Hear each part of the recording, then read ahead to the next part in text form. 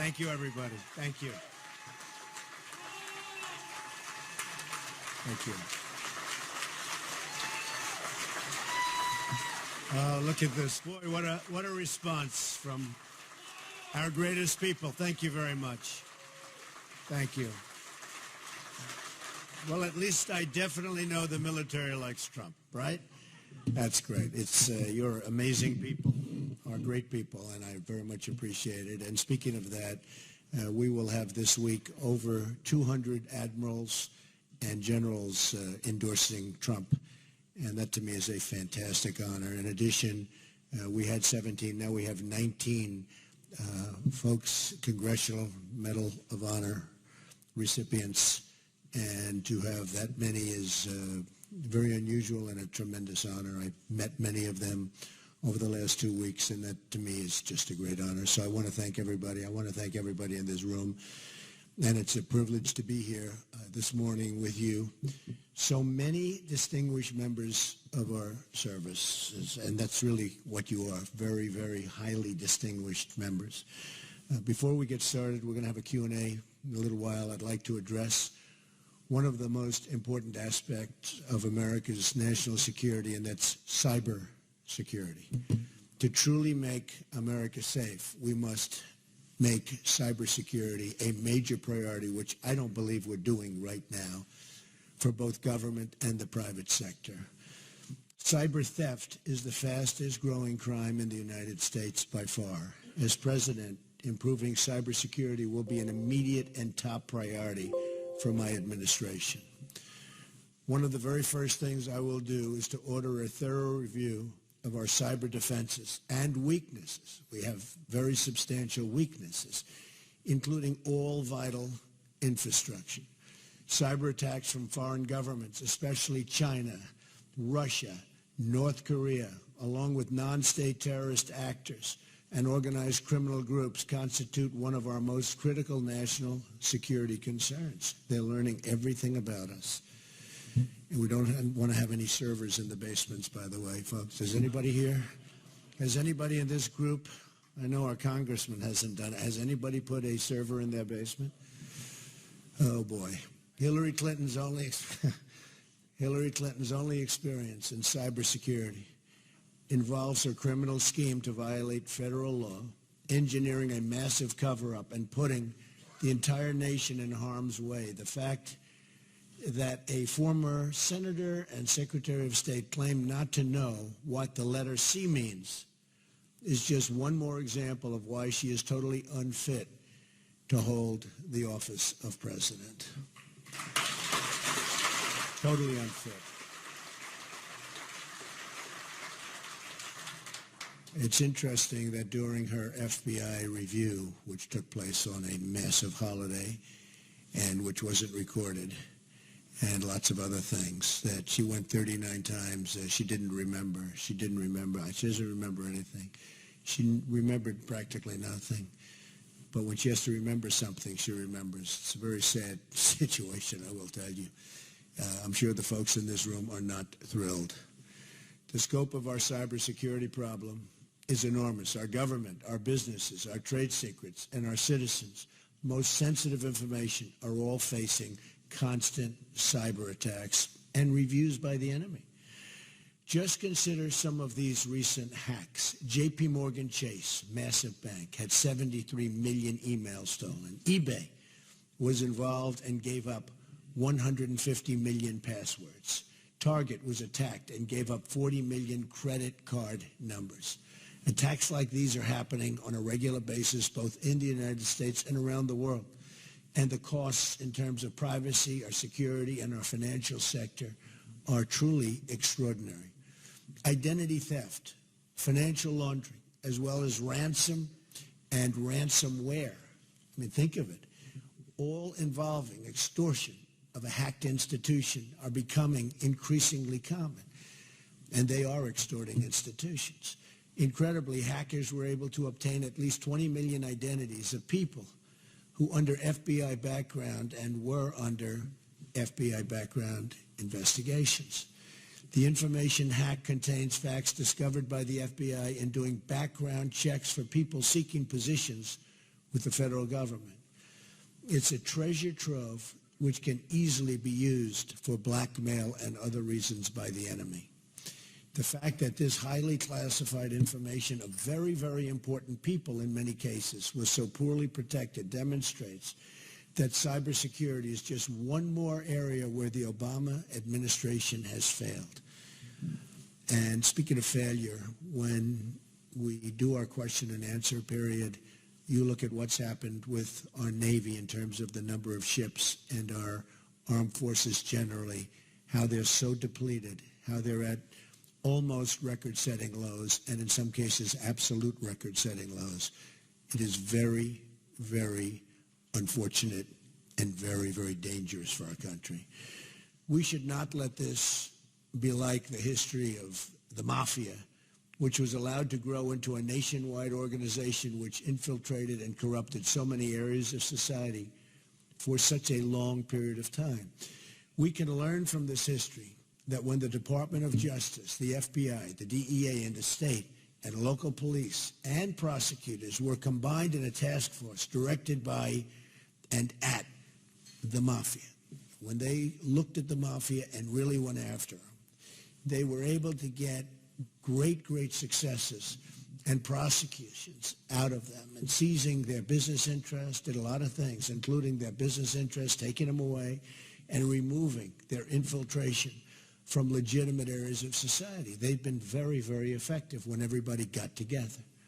That was a long time ago. As president, I will instruct the Department of Justice to create a joint task force throughout the United States to work together with federal, state, and local law enforcement authorities and international law enforcement to crush this still developing area of crime. And it's getting bigger very fast. It's going to be harder and harder to do. I will make certain that our military is the best in the world in both cyber offense and defense, and in every other way, by the way, every other way. We've rarely needed it more than we do right now. I will also ask my Secretary of Defense and Joint Chiefs to present recommendations for strengthening and augmenting our cyber command. As a deterrent against attacks on our critical resources, the United States must possess, and has to, the unquestioned capacity to launch crippling cyber counterattacks. And I mean crippling. Crippling. This is the warfare of the future. America's dominance in this arena must be unquestioned, and today it's totally questioned.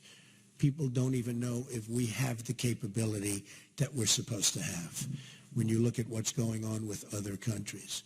Cybersecurity is not only a question of developing defensive technologies, but offensive technologies as well.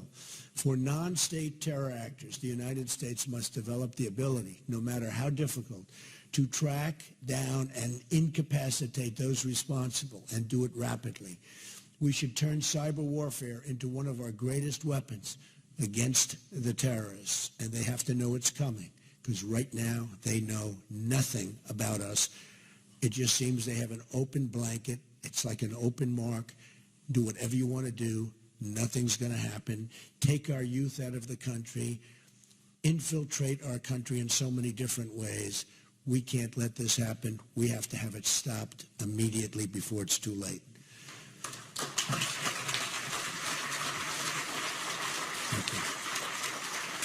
To enhance the defense of the other agencies of government, including our law enforcement agencies, so important and doing such a great job, by the way, we will put together a team of our best military, civilian, and private sector cybersecurity experts to comprehensively review all of our cybersecurity systems and technologies.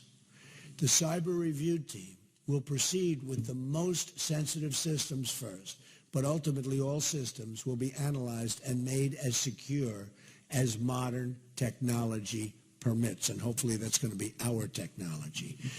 We will also require that follow-up reviews take place on a regular basis, determined by the sensitive nature of the security involved.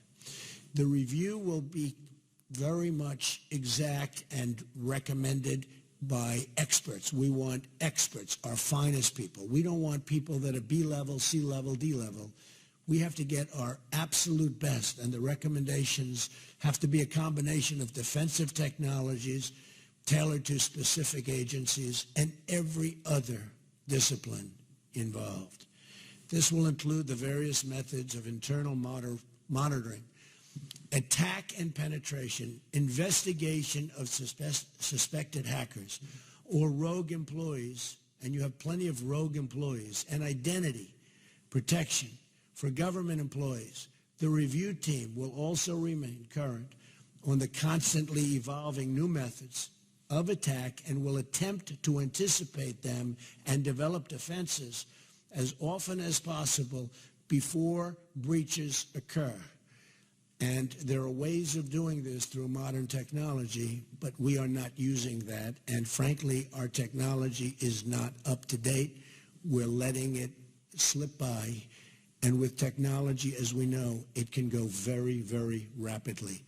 This group of experts will set up protocols for each agency and government officials, requiring them to follow best and strongest practices.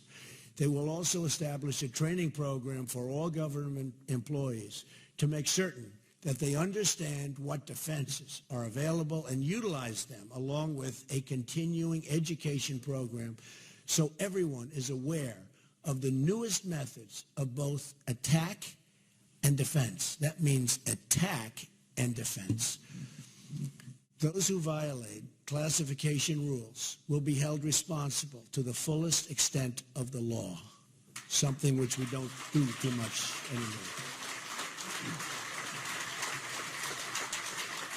You know, in our country, lately we're more interested in protecting the criminals than we are in making sure that we're strong and powerful and know what we're doing. We're so interested in protecting criminals and people that want to do us harm. And I think we have to go back to a little more old-fashioned method of thinking, if that makes sense. I will appoint an Attorney General who will reform the Department of Justice like it was necessary after Watergate. My Attorney General will restore the integrity of the Department of Justice, which has been severely questioned. Today is just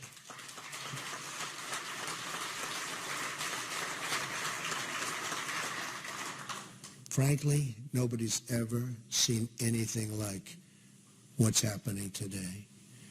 When you have somebody getting a subpoena from the United States Congress to have your emails and all other information sent, and after, not before, after getting the subpoena, 33,000 emails are deleted and acid washed. And nobody even knows what that means, acid wash. It's a very expensive thing to do. Most people don't even know what it means. When you see something like that, and there's no crime, everything's just wonderful.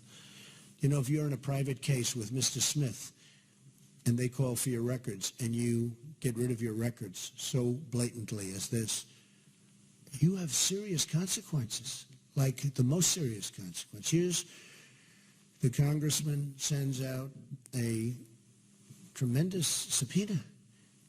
They want to see the emails, and they delete the emails. I can't think of anything in terms of what we're talking about much more serious than that. Congressman, do you agree? It's hard to believe that they can get away with this kind of thing. Today is just the beginning of a long and overdue national discussion on how to protect ourselves from modern cybercrime and evolving national security threats, and how to develop the cyber offense strategies necessary to gain a critical security edge in the 21st century. We need the edge, and ideally a big one. I want to thank everybody in this room. I have such respect for the people in this room for being here. And now let's begin our discussion. Thank you very much, folks. Thank you.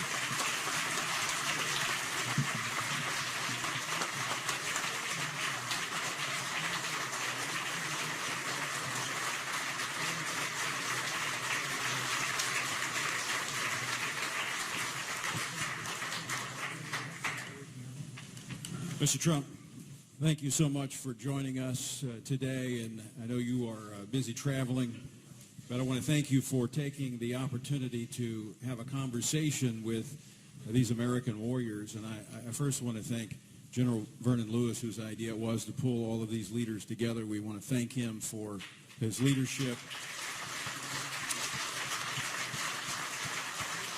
Before we begin, Mr. Trump, I just want to kind of give you an overview of who's in this room. We have gathered here warriors from across America who have fought and defended America and the ideals upon which America is founded in every conflict and war since World War II. They are in this room here today. They have retired and hung up their uniforms, but they have not retired from their defending of their oath, and that is to defend the Constitution of the United States against all enemies, foreign and domestic, and they are here today in service to their country. And so with that understanding that you have a room full of warriors who are ready to report for duty to defend this country, we want to begin with our questions, and General Boykin will recognize our first general to ask a question. Well, I'd like to say thank you for being here as well. Our first speaker probably has seen more combat than anybody else in the room here because he's fought in 3 wars. It's General Frederick or Fritz Croson. He was in World War II, Korea, as well as Vietnam. He commanded everything from the company to the corps level, and ultimately earned 3 Purple Hearts and 3 combat infantry badges. He had 3 4-star jobs. He was commanding general of the Forces Command, the Vice Chief of Staff of the Army, and the Commander-in-Chief of the United States Army Europe. General Croson, your question, sir. Thank you, General.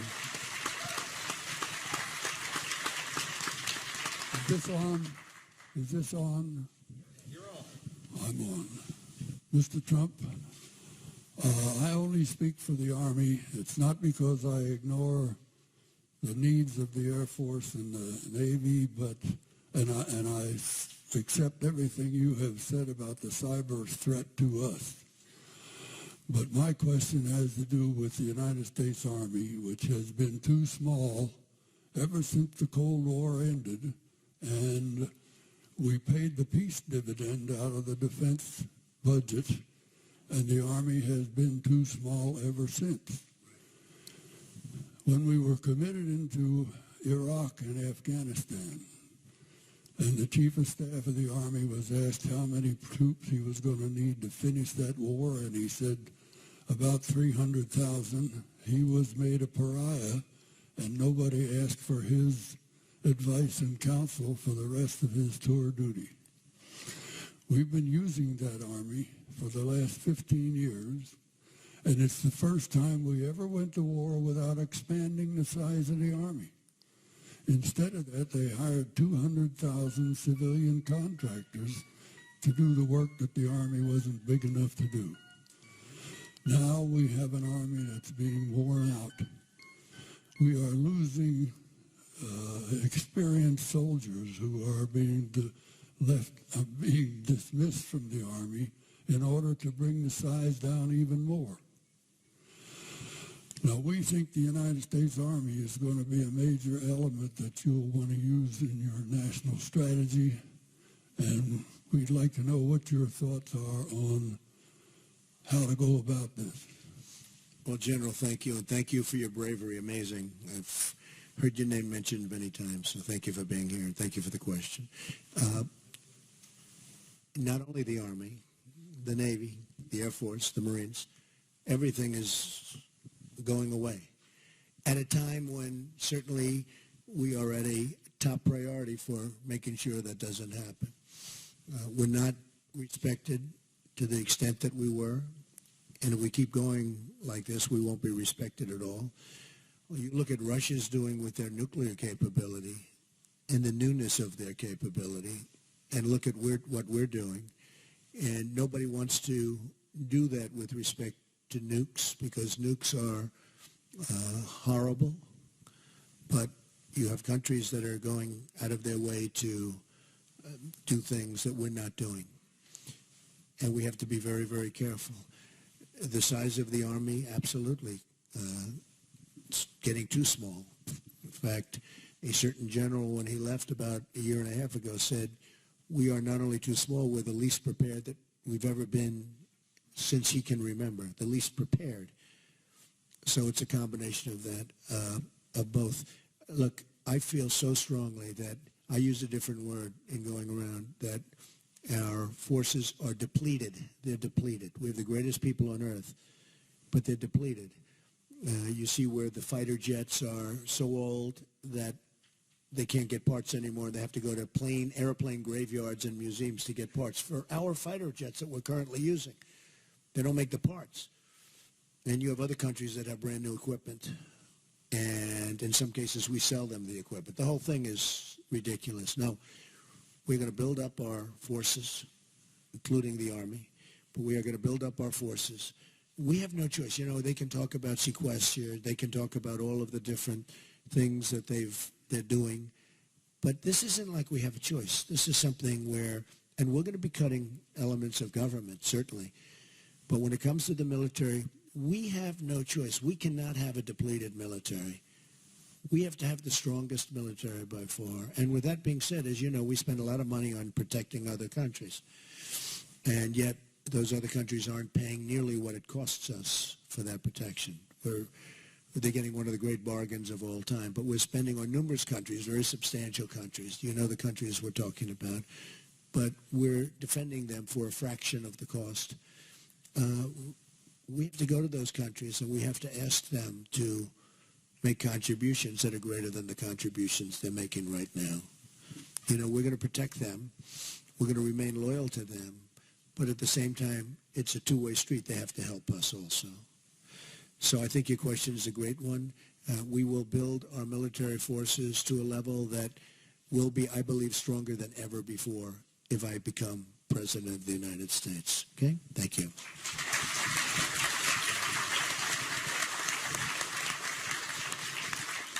Earlier, before you arrived, we mentioned today is the anniversary of the Black Hawk Down in Mogadishu. And one of the officers that was there that we recognize is going to ask our second question, Major General Gary Harrell. General Harrell has had multiple tours with the 82nd Airborne Division, has been on combat missions from Panama to Somalia. He was the commander of the U.S. Special Operations Forces at CENTCOM and led the first special forces into Afghanistan. He retired in 2008 from the United States Army Special Operations Command. General Harrell. Hello, General. Yes, sir. The Obama administration has yet to develop a strategy for dealing with the global jihad movement. The terrorists are motivated by a theology that drives them to atrocities against non-believers, be they Christians, Jews, or other faiths. Americans have not been allowed to know the enemy or call them by name. We need a strategy, not a tactical plan. What is your plan to defeat radical Islam, and how will you reverse the strategic confusion of the Obama era? Well, it is confusion, not only there, but it's confusion in many other fields, long beyond military and defense. The country's confused in terms of even the divide in our country. We have such divide, and really divides. We have many different forms of divide. So there's a lot of confusion. But we have a president that won't use the term radical Islamic terrorism, won't use it. We'll spend long periods of time explaining to people why he won't use it. At the end of the explanation, nobody knows why he still won't use it, because the explanation is no good. And, I mean, honestly, we have a president that, in my opinion, really doesn't know what he's doing. We have a president that doesn't know what's happening. And when it comes to the military, you know, I always said, keep the oil. I said, don't go in, but I said, keep the oil. Had we kept the oil, you wouldn't have ISIS, because they fuel their growth with the oil. But I read something and saw something over the weekend that really bothered me, because I believe in I'm a big fan of General Douglas MacArthur and General George Patton and, these great generals. Some of the generals, big fan of some of the generals in this room. We have General Flynn is with us and General Kellogg. We have a few generals that have been so incredible to me. Now we have 200. But generals and admirals, I'm never going to forget admirals, right? Those admirals. I will never forget the admirals. That I can promise you. But it was very disconcerting when I saw that an attack is planned on Mosul. An attack is planned. And, we're involved in the attack, but the Iraqi forces are planning an attack on Mosul. It should happen over a short period of time, and the work will be. Why do we have to talk about it? Why? I never saw anything like this. Every time we're going to attack somebody, we explain we're going to attack. We'll be attacking at 3 noon on March 25th. I don't know, unless you disagree with me, wouldn't it be better if we were going to go after Mosul to not say anything and do it as opposed to announcing? They're announcing all over television they're planning to attack Mosul.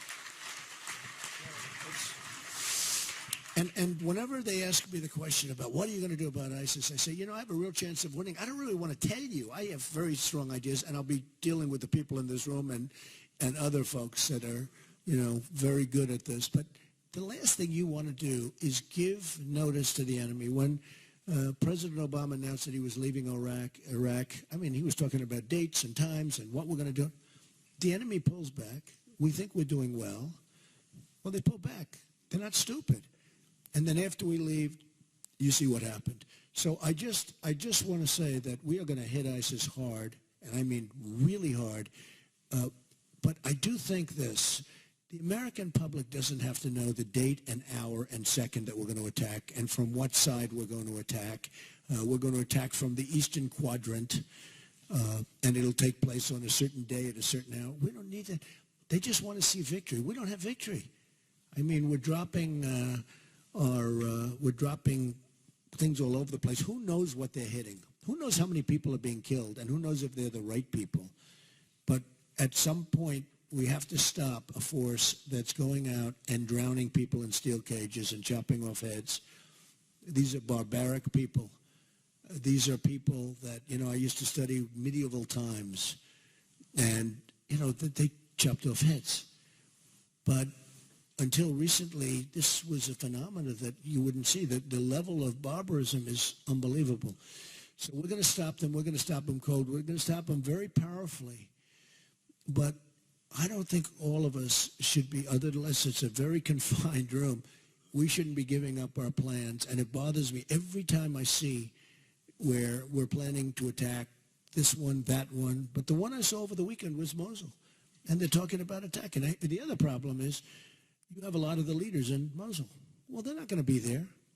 They're getting out because they hear they're going to be attacked. So they're getting out. They're going someplace. Congressman, do you agree with this? If I'm a leader and I'm seeing and I'm watching what everybody else is watching and an attack on Mosul is imminent, I'm saying, bye, folks. Have a good time. I'm moving into a different city. So what are they doing? Can there be are we allowed to have any more in the military, General, the element of surprise? I would think it would be a good thing. It's called an ancient strength, and we don't use it anymore. Principle of war. I think it's one of the great principles. The element of surprise. You can take a force that's not nearly as strong, and with the element of surprise, you can wipe out a much more powerful force. And I don't pretend to be a general or an admiral or anything else, but every time I see President Obama get up, ladies and gentlemen, we are sending 50 people to Iraq. 50. So that's bad in two ways. Number one, it's such a low number that the enemy's saying, is that all? And number two, when you think 50, those people now have a target on their back. They want to find those 50 people, and they look for those 50 people. When Hillary Clinton says no boots on the ground, now, whether you want boots on the ground or not, you shouldn't say it.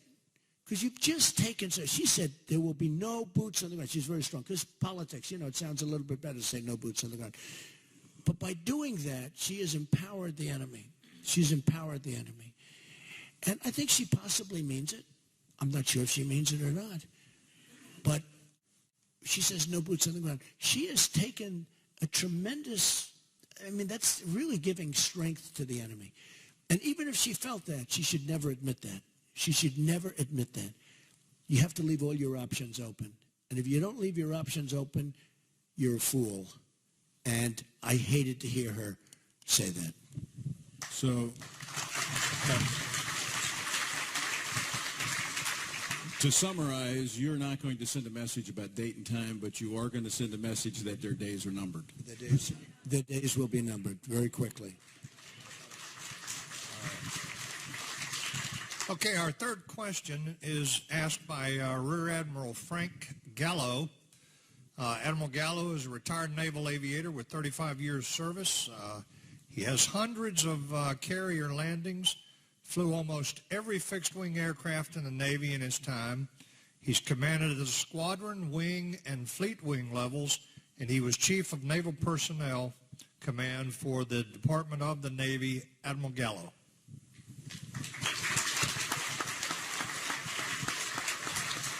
Mr. Trump, I'm happy you haven't forgotten the admirals, of course.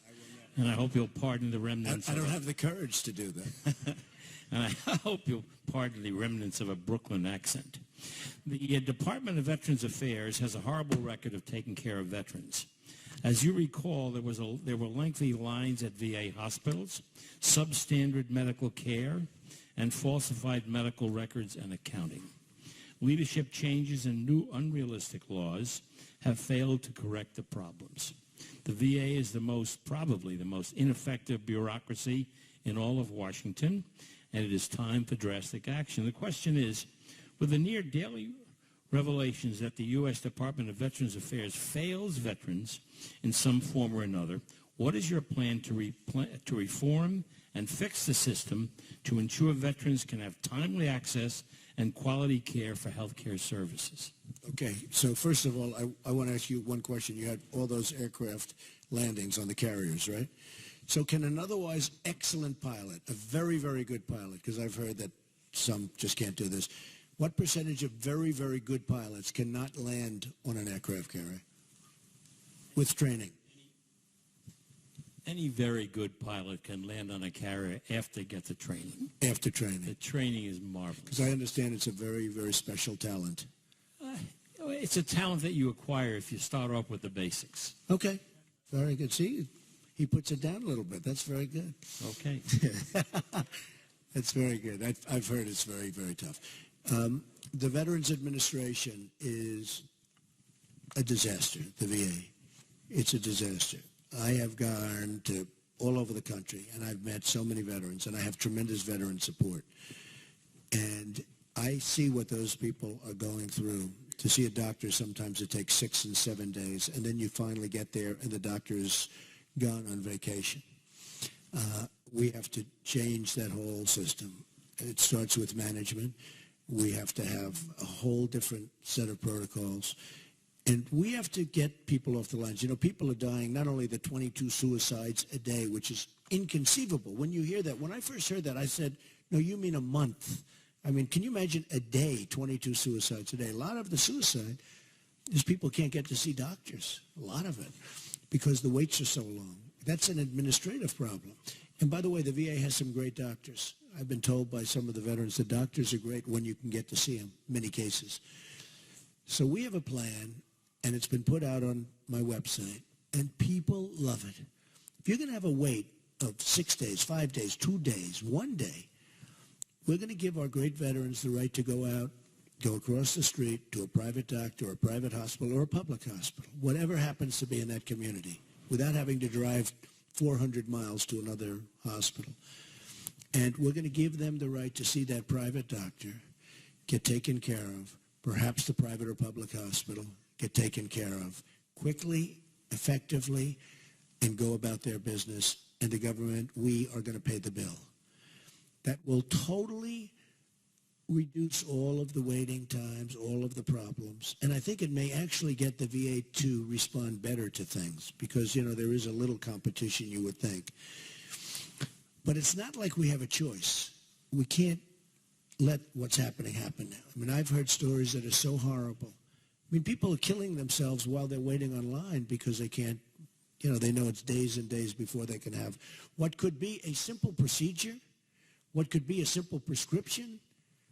They have to wait so long, and they can't take it. They can't take it. So we're going to establish a procedure where people can leave the line, go outside, take care of themselves, and the government's going to pay. And by the way, that's a far less expensive solution than other very foolish solutions I've heard. The veterans love it. They love it. But it's a far better solution than anything anybody's heard. And it's common sense, and it's there. And the doctors need the business, and the private hospitals and public hospitals need the business, and they're sitting there waiting. So we don't have a choice. We have to do that. Okay? Thank you.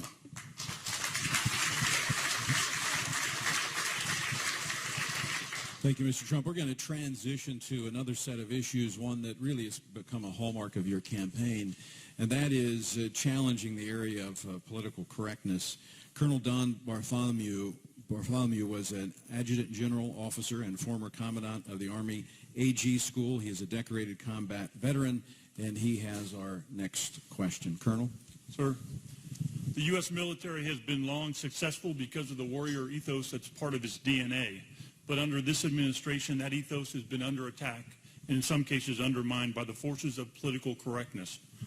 The military has become an institution for social experiments, and as a result, the military has undergone a number of changes to regulations with regard to women in combat, transgender rights, and other issues. None of these PC actions were combat effective or readiness driven. In fact, the opposite is happening. Deployability, readiness, and morale are all adversely affected. So my question to you is, what will you do about the social engineering and political correctness that's been imposed upon our military? Well, we're going to get away from political correctness, and we're going to have to do that.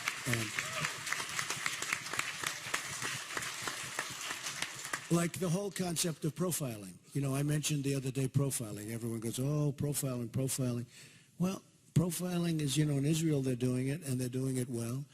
And we may have to do that, and we may have to do other things.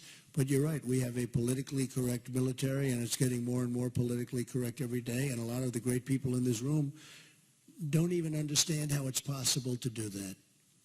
And that's through intelligence, not through ignorance, believe me. Because some of the things that they're asking you to do and be politically correct about are ridiculous. I will say, I would leave many of the decisions of some of the things you mentioned to the generals, the admirals, the people on top. And we get some of the congressman just mentioned to me, and I think it's true 100%. You get your top enlisted people in that, and you have some discussions with some of these top enlisted people who know it better than probably anybody. But we get our military people to come back and make recommendations to me, and I will follow those recommendations. I will follow them very strongly.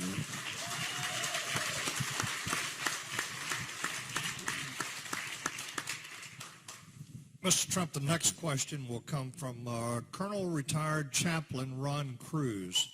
Ron is a highly decorated Army chaplain. He's been deployed several times into combat areas in several different locations. He has personally witnessed the attacks on religious freedoms in the military. After 28 years of service, he now heads the Chaplains Alliance for Military Religious Liberty. He works closely with the House and the Senate Armed Services Committees to protect these religious liberties. Chaplain Cruz. Mr. Trump. Any relation to Ted Cruz Negative. and Tom Cruise? Negative, sir. Okay, now you can take the question. Mr. Trump, Army chaplain, who is also a Ranger, Joe Lawhorn, had a potentially career-ending reprimand for the crime of using scripture while mentoring a suicide prevention class. Navy chaplain Wes Motter, who is present today, was detached for cause and threatened with separation for using biblical answers to questions during pastoral counseling sessions with sailors in his command. Air Force Senior Master Sergeant Phil Monk was relieved of duty when his lesbian commander tried and failed to force him to vocally voice his open support for her personal views on marriage.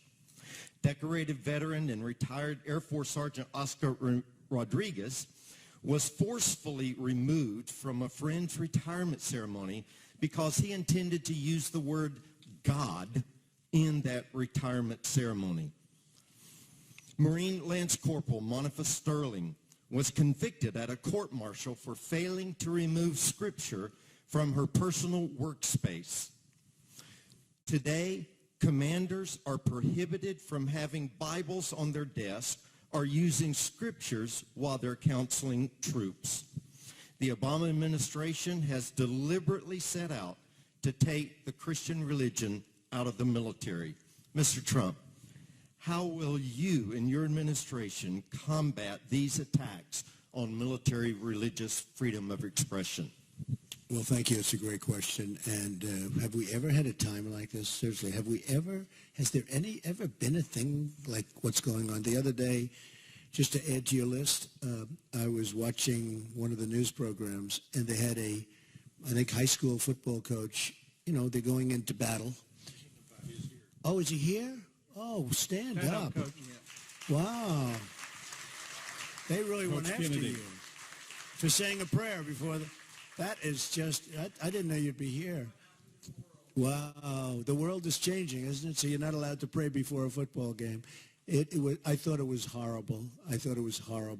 So what did they do to you? What happened? Sorry to take away from your question, but it's sort of an extension of your question. What did they do? Yes, sir. They put me on suspension, and then at the end of the year, they gave me a really adverse write-up how well I did my job.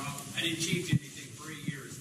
Always prayed after every game, and they just really slammed me on it, said what a horrible person I was, and ended up just not renewing my contract, so ultimately firing me, sir. I think that is absolutely outrageous. I think it's outrageous. I think it's very, very sad and outrageous. Okay?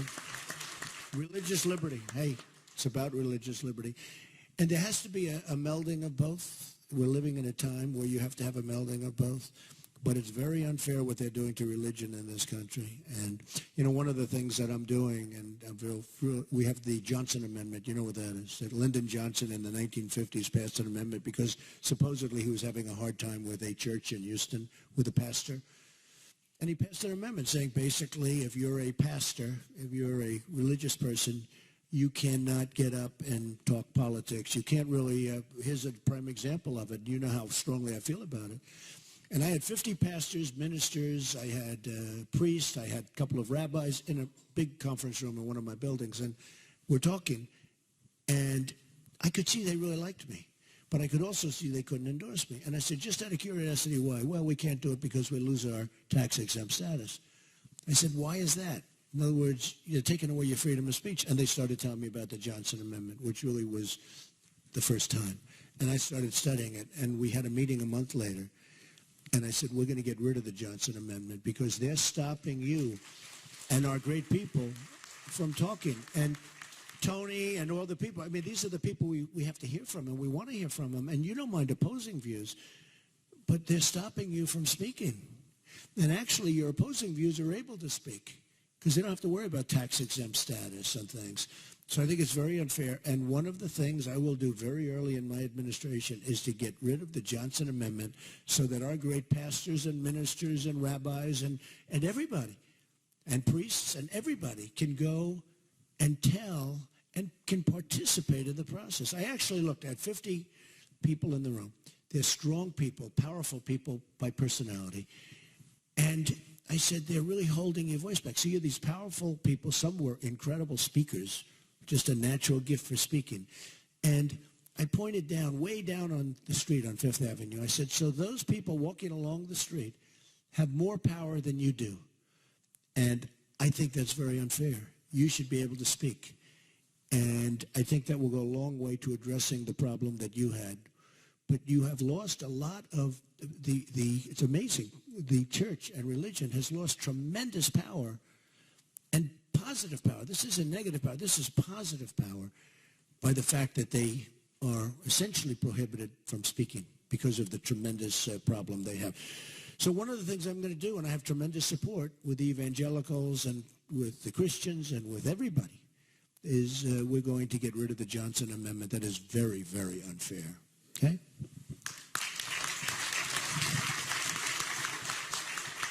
Thank you, Mr. Trump. In fact, in relation to that, last week, the Republican leadership introduced a measure that would, in fact, repeal the portion of the Johnson Amendment that prohibits speech by churches and nonprofits, and that was in large part because of the visibility you've given to that issue, in fact, insisting that it be in the GOP platform, the repeal of that as well. So we thank you for I'm very speaking honored out. by that. Yeah, they did it last week, so that's the beginning of my process.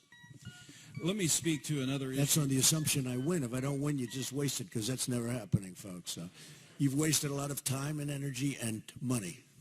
Well, yesterday, speaking of the Johnson Amendment, yesterday was the Pulpit Freedom Sunday, and there were thousands of pastors across the nation, myself included, that preached messages about this election and the importance of this election, and the IRS can be on standby. My sermon is on the way to the IRS now so that they can evaluate it, and we'll see what happens at that point. But it's time that churches and Christians have the freedom to speak in this country about what is affecting this country. Why is your sermon on the way? Did they ask you for it? No, I want them to hear it. I It would be see. good for them to Okay, hear the good. gospel, first off, and then Good. my political statement, secondly. Okay, good. But that is a terrible situation, isn't it, where they could say, we don't like the way you're speaking about Christianity, about God. We don't like what you just said, and we're going to take away your tax-exempt status, which you know how important it is. It's very, very, it's a very sad thing. You have mentioned the generals and the admirals, and I want to talk, don't forget the sergeants, all right? No, that's what I'm talking about. We want to get their advice also, believe me. In fact, Coach Kennedy, his story, which was actually broken by Todd Starnes at Fox News, is a retired Marine gunny sergeant. And our final question, I do want to thank you again for being so generous with your time and having this conversation with these military warriors. I want to go back to something you spoke about earlier in relationship to the VA, but also about the well-being of our warriors.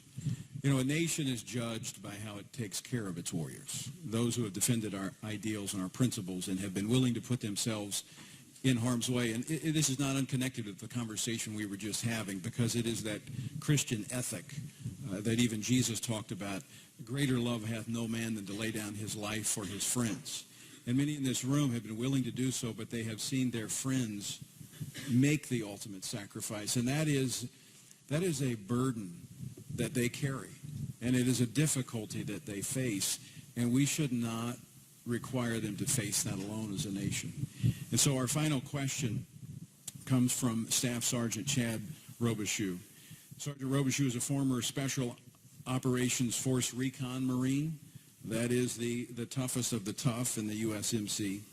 He was deployed 8 times to combat. He suffered and has fully recovered from depression and PTSD.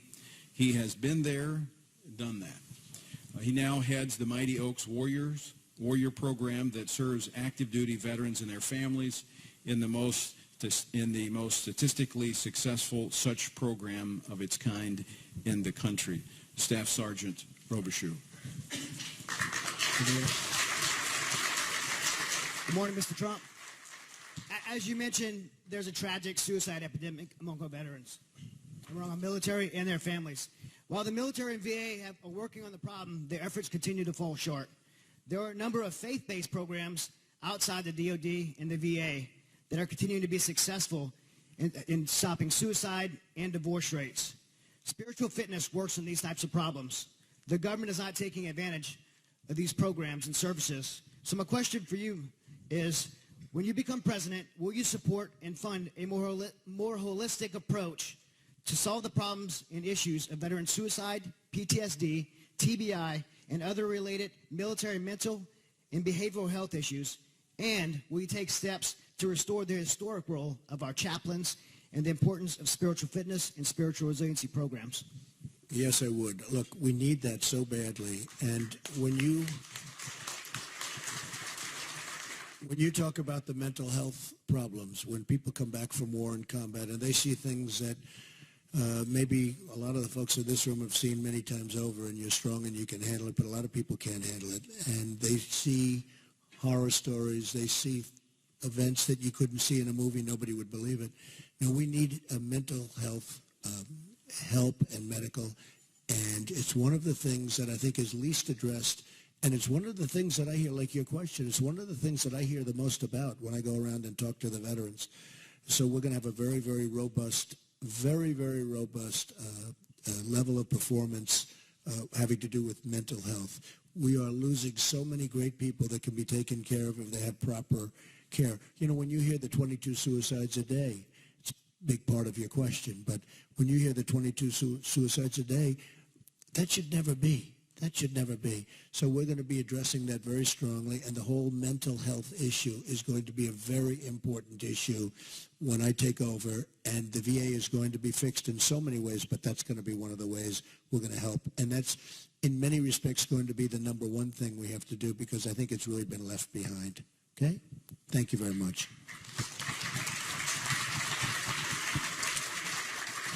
Just say one thing, Tony. We were talking last night, and one of the things that we are excited about is that you're beholden to nobody, except maybe Kellyanne. Yeah. But you're going to have to choose leaders. You're beholden to no one. We'd like to see a Secretary of Defense that is there because he or she has the capabilities and the qualities that are required to move our military back to where it needs to be. You're beholden to no one. We could give you several recommendations if you're interested, but I actually like that. I think, I mean, who else should I be listening to but the people in this room? military leaders.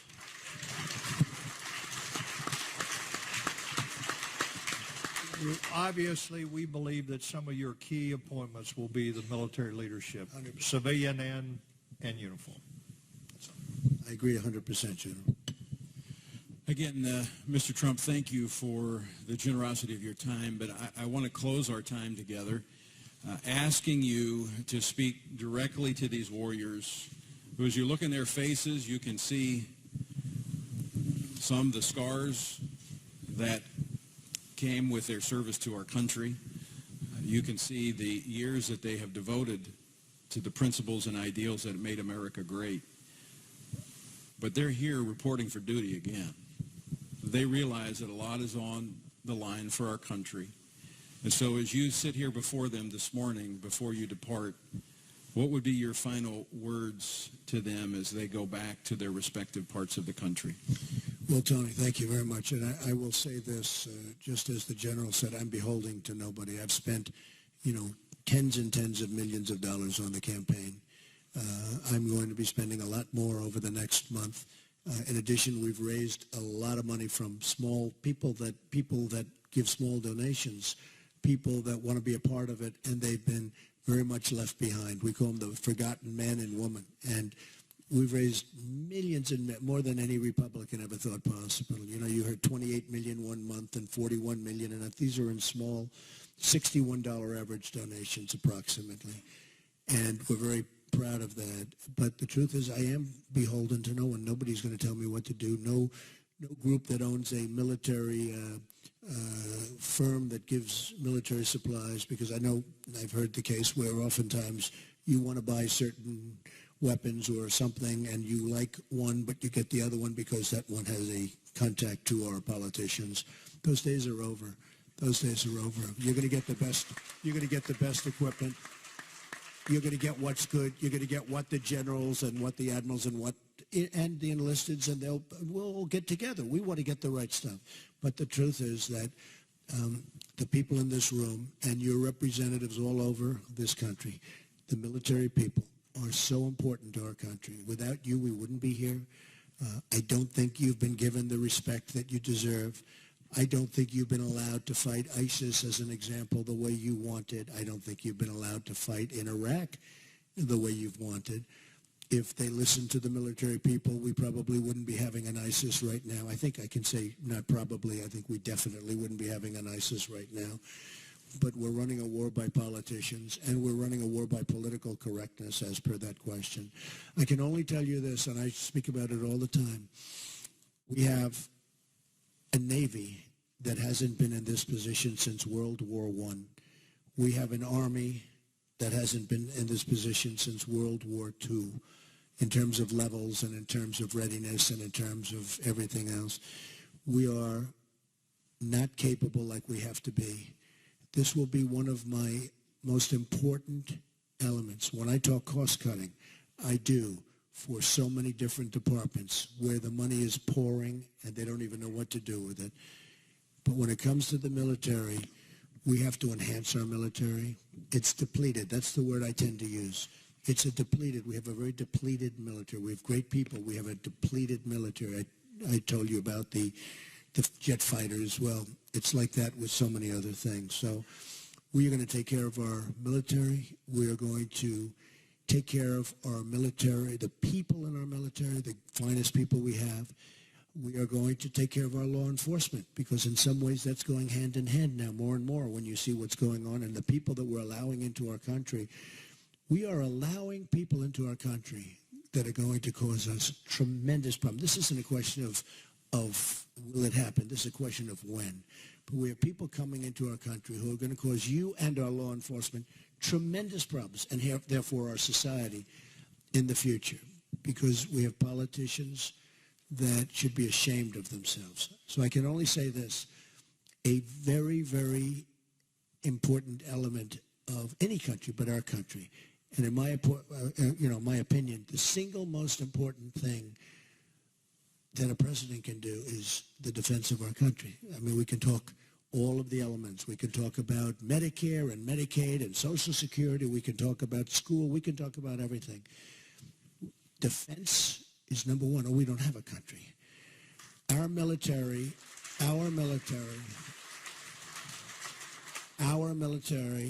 and the strength of our military and the strengthening of our military is a number one priority for the Trump administration. And the world's going to respect us again, and they don't now. A lot of that has to do with the leader, and a lot of it has to do with leadership. But our country is going to be respected again, and we are going to make America great again. Thank you all very much.